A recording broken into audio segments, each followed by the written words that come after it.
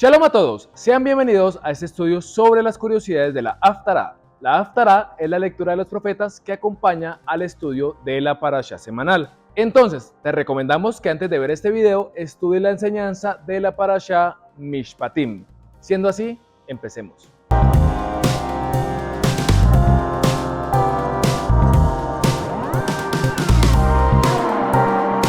La Haftará de esta semana se encuentra en el libro del profeta Jeremías, desde el capítulo 34, verso 8 hasta el verso 22. Lo curioso es que la Haftará no termina ahí, sino que esta porción se devuelve un capítulo, leyendo los versos 25 y 26 del capítulo 33.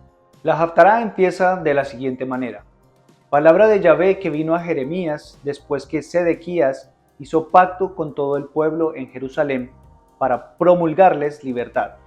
Que cada uno dejase libre a su siervo y a su sierva, hebreo y hebrea, que ninguno usase a los judíos sus hermanos como siervos. Y cuando oyeron todos los príncipes y todo el pueblo que había convenido en el pacto de dejar libre cada uno a su siervo y cada uno a su sierva, que ninguno los usase más como siervos, obedecieron y los dejaron. Pero después se arrepintieron e hicieron volver a los siervos y a las siervas que habían dejado libres, y los sujetaron como siervos y siervas. Cuando el profeta les habló de parte de Elohim, lo primero que hicieron fue obedecer, es decir, hicieron teshuvá de su mal proceder, pero luego se arrepintieron de haberse arrepentido, es decir, que hicieron teshuvá de su teshuvá, se volvieron atrás, se volvieron a su mal proceder. Esto es algo que nos sucede muchísimo. Generalmente cuando escuchamos una enseñanza o una instrucción que nos confronta, solemos emocionarnos queriendo cambiar nuestras vidas, pero pasados algunos días volvemos a lo mismo. Mucho cuidado con eso. Esta Haftará está ligada a la Parashá que tiene un gran cúmulo de instrucciones y reglamentos sobre el debido proceso del trato al prójimo. Los Mishpatim son precisamente eso, juicios sociales, también conocidos como leyes con alma, porque se trata 100% del principio para poder amar a Elohim. Pues Yeshua dice, si alguno dice, yo amo a Elohim y aborrece a su hermano, es un mentiroso, porque el que no ama a su hermano, a quien ha visto, no puede amar a Elohim, a quien no ha visto. Desde el momento en que el pueblo decidió no obedecer a Elohim y volver a esclavizar a los suyos, empieza un relato contado por la boca del profeta, recordándole al pueblo cómo Elohim lo sacó de la esclavitud, y el mandamiento preciso cuando se tiene un siervo hebreo. Recordemos los motivos escriturales para que alguien se hiciera siervo de otro. Principalmente era porque su capacidad económica o de bienes le era insuficiente para pagar sus deudas. Lo único que le quedaba era hacerse siervo. Pero esto era por un tiempo definido por las escrituras. Un siervo hebreo no podía estar más de 6 años en la casa de su amo, a menos que éste se quisiera quedar. Así se convertiría en siervo por amor, como lo cita el libro de Éxodo. Y si el siervo dijere, yo amo a mi señor, a mi mujer y a mis hijos, no saldré libre, entonces su amo lo llevará ante los jueces y le hará estar junto a la puerta o al poste, y su amo le horadará la oreja con lesna y será su siervo para siempre. Un siervo de amor es interesante, porque solemos imaginarnos este concepto de manera errada.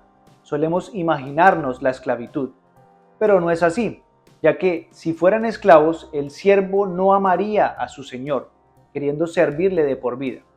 Un siervo era como un mayordomo, ocupado de todos los asuntos de su señor, y si éste entraba en complacencia de su amo, podía compartir sus días de Shabbat, siendo fiel en lo que le corresponde. Podía entrar en el gozo de su señor. La relación de un siervo hebreo y su amo bíblicamente no era de esclavitud, era la manera de poder saldar sus deudas, poder quedar a paz y salvo, y su amo tenía que aplicar la fórmula ama a tu prójimo como a ti mismo. Y es que es muy interesante cómo vemos en esta Haftará lo mucho que Elohim se enojó con el pueblo al esclavizar a sus mismos hermanos. La falta a este mandamiento es totalmente repudiada por su majestad. Para entender esto es necesario que veamos la palabra hebrea de la semana con el Moré Agel. Adelante, Moré. Muchas gracias, Agel. La palabra hebrea de esta semana es la palabra prójimo. ¿Qué es el prójimo? En hebreo, cuando el creador da la orden, amarás a tu prójimo como a ti mismo, usa estas palabras hebreas. Ve'afta lereajá kamoja. La palabra para tu prójimo aquí es lereajá, pero sin la conjugación, esta palabra es rea y significa prójimo, amigo, amistad, cercano, compañero, vecino, pero de todas las palabras que Elohim pudo usar para referirse a amigo, tales como Javer, Yedid, Habibi, ¿por qué usó esta?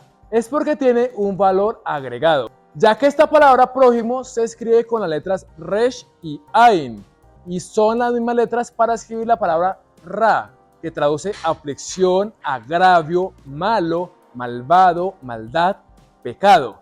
De ahí la expresión Lashon Hara, lengua malvada. ¿Por qué su majestad usó justo esta palabra para referirse al prójimo? Básicamente porque nosotros como humanos solemos mirar los defectos de los demás sin mirarnos a nosotros mismos. Justo en esta parashá se da lo que se le conoce como la ley del talión, la que expresa el ojo por ojo, algo que ya explicamos en el video de las curiosidades de la parashá Mishpatim. Además de explicar esto, también explicamos el porqué de la penalidad tan dura que Elohim establece al hacerle daño a mi prójimo. Algunos de los que están aquí podemos reconocer que en ocasiones nos cae mal el hijo del vecino porque hace cosas que nos desagradan, pero algunos de los que están aquí pueden reconocer que sus propios hijos tienen también esas cosas que de no ser sus hijos también les caería mal. De eso se trata el amar al prójimo como a ti mismo. El reconocer que como humanos que somos también tenemos una parte mala, malas inclinaciones, pero que a pesar de ellas debo mirar primero la viga que tengo en mi ojo, antes de ver la paja en el ojo de mi prójimo, que al igual que yo está en este mismo camino de rectificación de sus acciones. Y lo único que necesita es un hermano que lo pueda ayudar en su ascenso, y no alguien que tenga sobre sí un dedo acusador. Si todos aplicáramos este concepto, nuestras comunidades estarían llenas del fruto del Ruach de Elohim. No es nuestro deber ser jueces que establecen juicios, sino jueces que legislan los mandamientos tipo Mishpatim, para hacerlos cumplir primero en nuestra vida y luego en la vida de nuestro rea, de nuestro prójimo. Con eso terminamos la palabra hebrea de la semana. Sigamos con el estudio, Agel. Muchas gracias, More Agel. Qué interesante es la escritura. Definitivamente nuestro Elohim es amor. Definitivamente podemos afirmar que a nuestro Creador le importamos tanto que establece duros juicios contra aquellos que no son capaces de ver al prójimo como a sí mismo. Aquellos que no hacen un juicio correcto con aquellos que también están batallando con sus pecados. En las congregaciones solemos escuchar a muchos diciendo: yo no vuelvo allá porque allá las personas no son santas, yo conozco mejores personas en el mundo. Eso no lo vamos a refutar. Posiblemente existan personas con valores buenos en el mundo. Pero hay algo que tenemos que tener muy claro. Es que Yeshua no vino por los sanos. Él vino por los enfermos. Él vino por los cojos, por los huérfanos, por aquellos que lo necesitan. Una congregación es como un hospital en donde estamos todos aquellos que necesitamos restauración. Aquellos que necesitamos de su amor incondicional. Y claro que sí, necesitamos de nuestro prójimo. Este es un camino que no se puede caminar en soledad. Nosotros somos un pueblo, somos las ovejas de su prado. Las ovejas son gregarias. Nosotros nos debemos congregar para poder pulir nuestra capacidad de convivencia, poder pulir nuestra vida en todo sentido y cuando eso sea tangible en nuestra vida. Podemos ver el reflejo de su gloria, pudiendo entender por qué esta Haftará, luego del juicio en contra de los esclavistas, se devuelve un capítulo diciendo lo siguiente: así ha dicho Yahvé, si no permanece mi pacto con el día y la noche, si no he puesto las leyes del cielo y la tierra, también desecharé la descendencia de Jacob y de David, mi siervo, para no tomar de su descendencia quien sea señor sobre la posteridad de Abraham, de Isaac y de Jacob, porque haré volver sus cautivos y tendré de ellos misericordia. Entiéndase, amor entrañable. Nosotros somos sus hijos, aprendemos de él en cada instante. Amado hermano, amada hermana, no seas dura de cerviz, obedece la orden explícita del Rey del Universo, del dueño de tu vida. Beaftá leareja camoja, amarás a tu prójimo como a ti mismo, lo amarás aún con sus defectos, lo amarás como te amas a ti mismo. Tú te conoces, conoces tus pensamientos, conoces lo malo que hay en ti y aún sabiendo todo eso, procuras verte bien, te alimentas como se debe, te compras cosas, haces lo necesario para estar cómodo, pues así mismo es con tu prójimo, que al igual que tú tiene sus cosas las cuales no le cuenta a nadie, pero está cada día luchando en su interior. Ama a tu prójimo como a ti mismo, muere a ti mismo y entrégate para poder presentarnos un día enfrente de su majestad, como una única novia, sin mancha y sin arruga.